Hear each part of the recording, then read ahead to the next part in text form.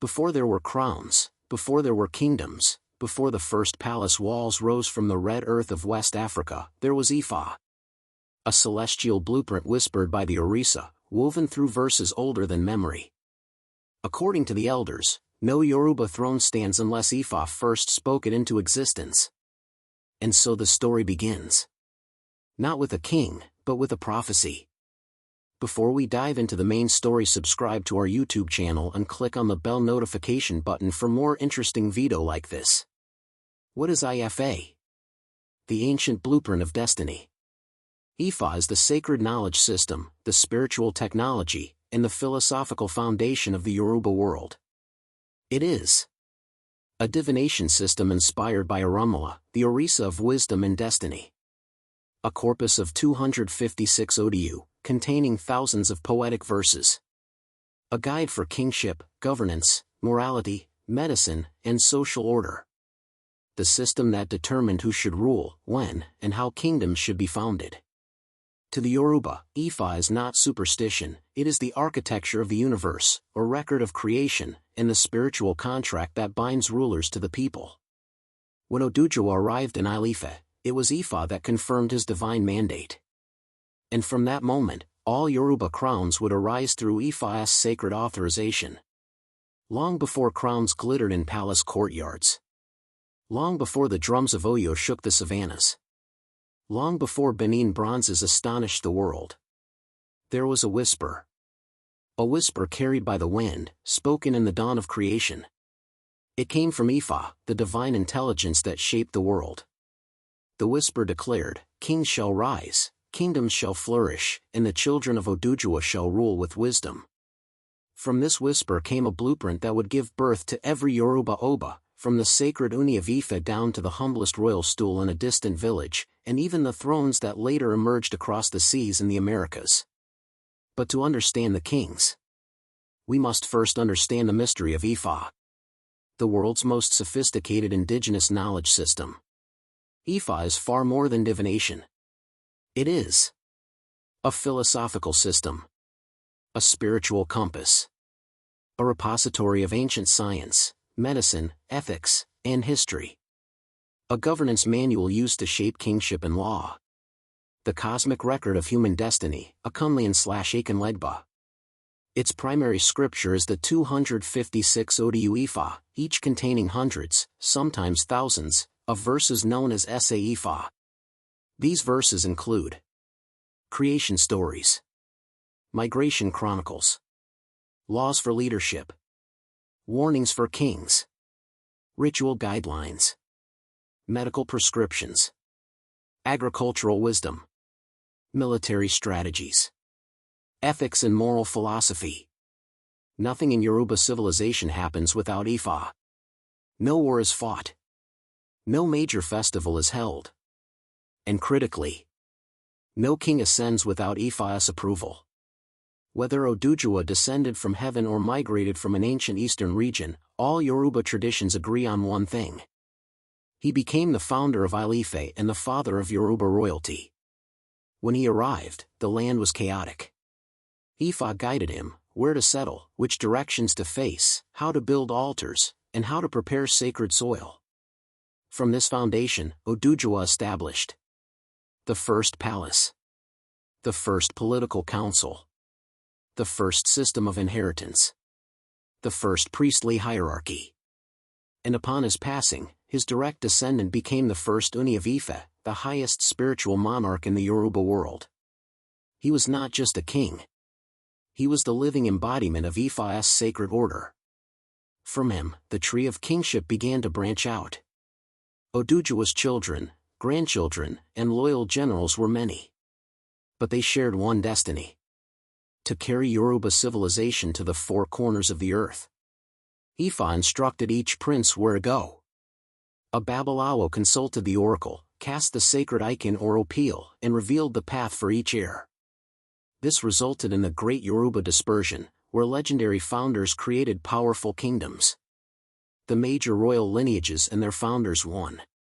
Oranmiyan, the warrior prince. Perhaps the most famous prince in Yoruba history. He founded the Oyo Empire. The Benin monarchy, as father of Yuka I. Several military settlements across West Africa. He carried with him the Opa Oranmiyan, a staff symbolizing Ife's authority. 2. Orangan of Isla and Orangan of Okila. Descendants who established the Igbamina royal institutions, known for their deep Ifa knowledge. 3. Aludban and Oduduwa Abakan. Founders of powerful kingdoms in Agbamoso/Irisa and Elisa, central to Yoruba political evolution. 4. Alakitu. Founder of the Keita Kingdom, now in modern Benin Republic, a major Yoruba diasporic lineage. 5. Ajace, Popo, Sabe lineages. Princes who established territories in today's Benin and Togo, spreading Yoruba language and culture. 6. Alafin and the Lagos descent.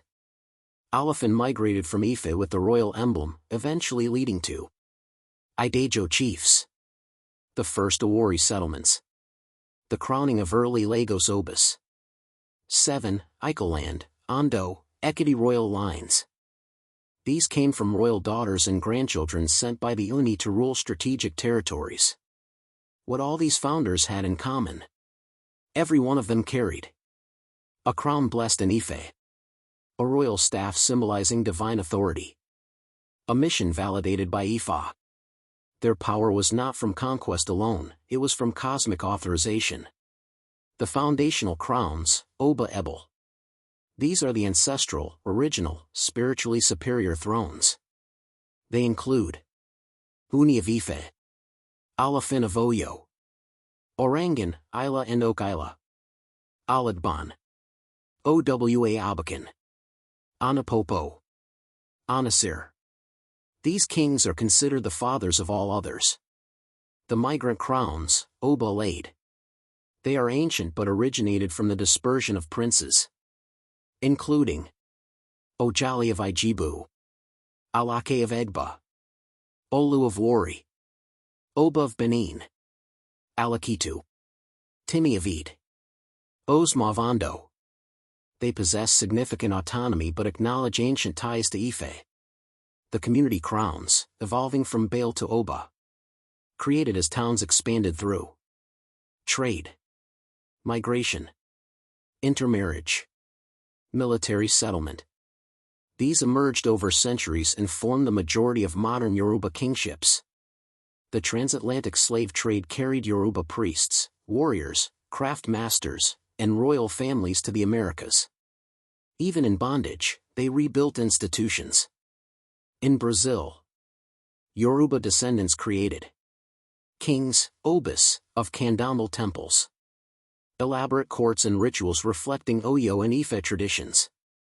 In Cuba, Lukumi, Yoruba, communities preserved Ifa priesthood. Titles such as Apina, Babalawo, Ayalorisa. Royal structures within cabildos, temple houses. In Haiti, Yoruba Risa influences shaped Voodoo kings, temple chiefs, Rada court structures. Even in Trinidad and Bahia, Yoruba royal regalia and coronation rites survive today. Across the ocean, the children of Oduduwa recreated their kingdoms. Territories of Yoruba royalty in Nigeria: Osun, Oyo, Lagos, Ekiti, Ogun, Ondo, Kwara, Kogi, Okan Yoruba. Outside Nigeria: Benin Republic, Togo, Ghana, Sierra Leone, Aku people, Brazil, Cuba, Haiti, Trinidad and Tobago, Suriname. Everywhere, symbols of Yoruba royalty, the crown, staff, beads, remain. If all thrones began in Ife, if every Oba carries a spark from Oduduwa, if the diaspora still echoes the ancient order, then a question rises like smoke from a sacred flame. Who is destined to reunite the scattered kingdoms and rekindle the ancient Yoruba world? A warrior? A priest? A ruler? Or someone yet to be revealed? Ifa speaks of a child who will rise, a descendant in whom all paths converge. But the verse that reveals his identity has not yet been spoken. Want more stories like this? Hit subscribe so you don't miss any of our story because it's just getting started.